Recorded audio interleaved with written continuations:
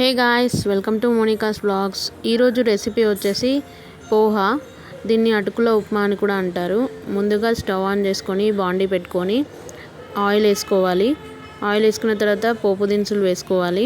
వీటన్నిటిని మంచి కలర్ వచ్చే వరకు ఫ్రై చేసుకోవాలి. తర్వాత ఇందులోకి 3 టేబుల్ స్పూన్స్ పల్లీలు వేయించుకోవాలి. వేసుకొని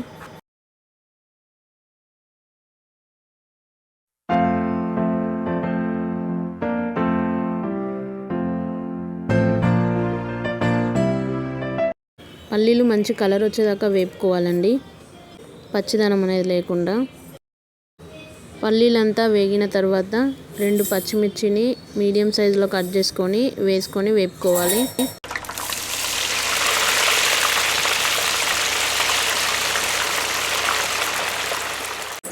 ఇప్పుడు ఆనియన్ కూడా వేసుకొని వేయించుకోవాలి. అన్నీ మంచిగా వేగిన తర్వాత దీనిలోకి 1 స్పూన్ పసుపు, 1 స్పూన్ ఉప్పు వేసుకోవాలి, ఫ్రై చేసుకోవాలి.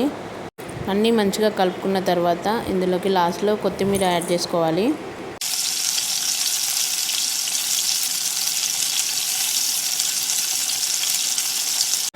ఫైనల్గా ఇందులోకి మంచిగా వాష్ చేసుకున్న అటుకులని ఆరబెట్టుకొని వేసుకోవాలి.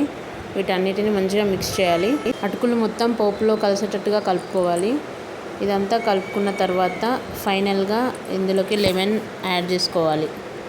చూడండి కలర్ ఎంత బాగుందో పోహాది. ఈ మిక్సీని మొత్తం మంచిగా మిక్స్ చేసుకున్న తర్వాత కొంచెం హీట్ చేసి ప్లేట్లోకి చేసి సర్వ్ చేసేసుకుంటే వేడివేడిగా పోహా రెడీ అయిపోతుంది. ఇది వెయిట్ లాస్ అవ్వాలనుకునే వాళ్ళకి చాలా యూజ్ అవుతుందండి. ఇలాంటి మరిన్ని మంచి హెల్దీ బ్రేక్ఫాస్ట్ కోసం నా ఛానల్ని చూస్తూ ఉండండి. వీడియోస్ని లైక్ చేయండి, షేర్ చేయండి. ప్లీజ్ సబ్స్క్రైబ్ చేసుకోవడం మర్చిపోకండి.